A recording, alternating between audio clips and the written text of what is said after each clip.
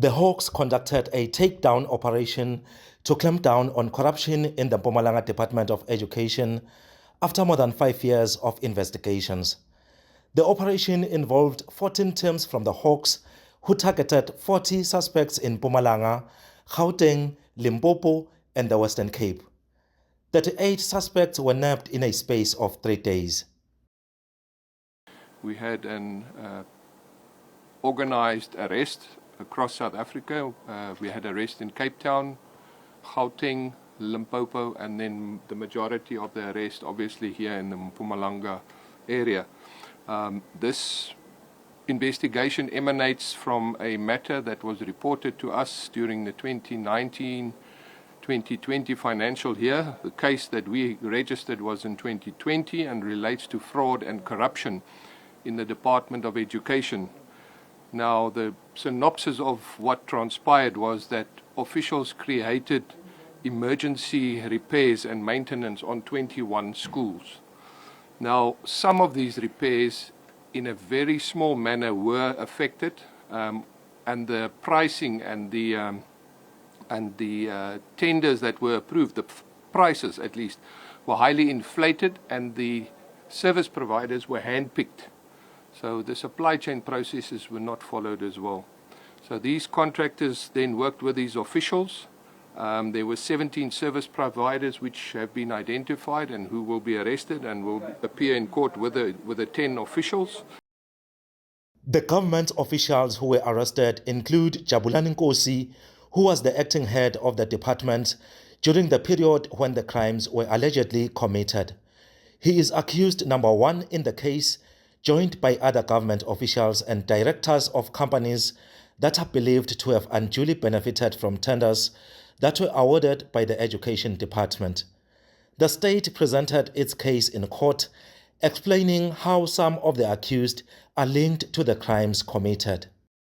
Your Worship, accused number 26 and 27 are both directors of a company called Nkatikise Trading.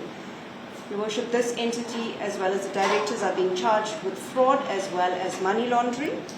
They are linked to Telangoma Trading, which is accused number 36, where 1.9 million rand was paid. It was then paid to accused number 50, 24 Compo Trading, which eventually reached the CFO, accused number 2, and accused number 38, Virginia Taylor. All the accused maintained that the state's case is weak during their bail application. They denied all the charges against them and told the court their intention to plead not guilty during trial. The National Prosecuting Authority is standing firm on its case. According to the investigations and the manner in which the prosecution is guiding these investigations, in our records it shows that the investigation started in 2019 after the crime was committed. So at this stage we have evidence linking the suspects to the crime and also that they have a case to answer. Some lawyers representing the accused made submissions for lesser bail amounts, arguing that their clients can't afford huge amounts. A higher amount is to indirectly deny them bail because that amount is exorbitant in considering the amount that they're earning. Also, another point, Your Worship, that I wish to address quickly. Yesterday, a lot of students who are involved in this matter were granted a 5,000 bail. Today, we had a student, accused number 33. However, she was granted a bail of 50,000.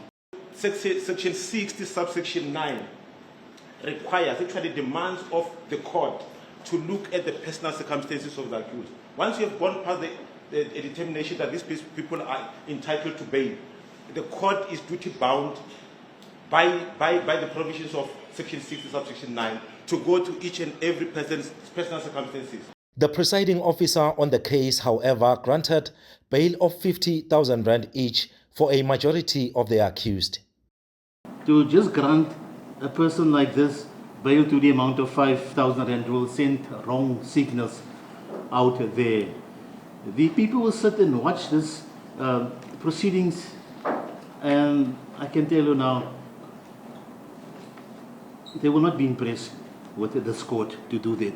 The court is under no pressure, but the court must also make things very clear that the amount that was involved here is millions of rands. And the court was informed this money was supposed to be spent on our children in this country. The court looked at all the factors set before court. The court is of the view that the amount of 50,000 rand bail will be a suitable amount in this instance. While the matter unfolds in court, parents at some of the schools that were supposed to be renovated say they are surprised to learn that funds were allocated to their schools. This school, which caters for pupils with special needs, is on the list of schools that were supposed to be repaired, but nothing was done at all.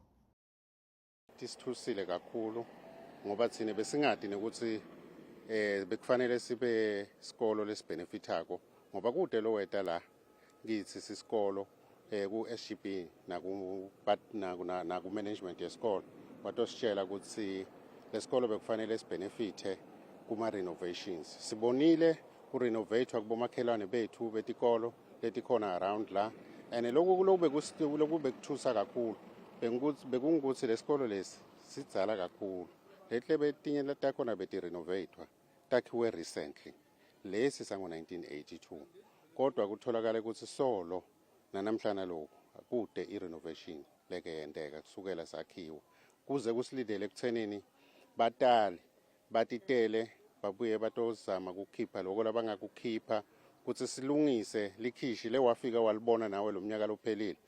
Twala says they welcome the investigation by the Hawks and they are hoping that those found to be on the wrong side of the law will account.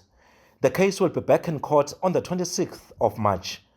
The Provincial Education Department has declined to comment further on the matter until it's finalized. For Newzroom Afrika on Channel 405, I'm Mweli Masilela in Mpumalanga, Mpumalanga.